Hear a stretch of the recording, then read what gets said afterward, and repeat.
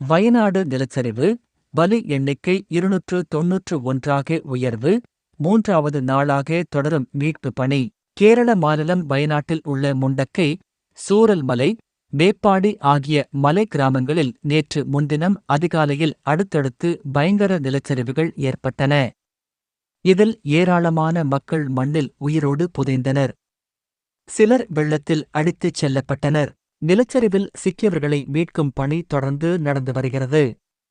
இராணுவம், விமானப்படை, கடற்படையினர், தேசிய பேரிடர் மீட்பு படையினர், மாநில பேரிடர் மீட்பு படையினர், போலீசார், தீயணைப்பு வீரர்கள் முழு வீச்சில் போராடி வருகின்றனர். காயம் அடைந்தவர்களை மீட்டு மருத்துவமனைகளில் அனுமதித்து வருகின்றனர். வயநாடு நிலச்சரிவில் சிக்கி உயிரிழந்தோர் எண்ணிக்கை 291ஆக உயர்ந்துள்ளது. நிலச்சரிவில் சிக்கியவர்களில் 1500க்கும் மேற்பட்டோர் மீட்கப்பட்டுள்ளனர். அனைத்து இடங்களிலும் சேரும் சகதியும் நிறைந்து இருப்பதால் மீட்பு பணியில் பெரும் சவால் இருந்து வருகிறது. மீட்பு பணிகள் தொடர்ந்து 3வது நாளாக நடைபெற்று வருகிறது. பலர் மாயமாகி உள்ள நிலையில் பலி எண்ணிக்கை மேலும் அதிகரிக்கக்கூடும் என்று அஞ்சப்படுகிறது. முண்டக்கை பகுதியில் மீட்புப் பணிகளில் ஈடுபடுவதற்காக நதியின் குறுக்கே தற்காலிக பாலம் அமைக்கும் பணி நிறைவு பெற உள்ளது.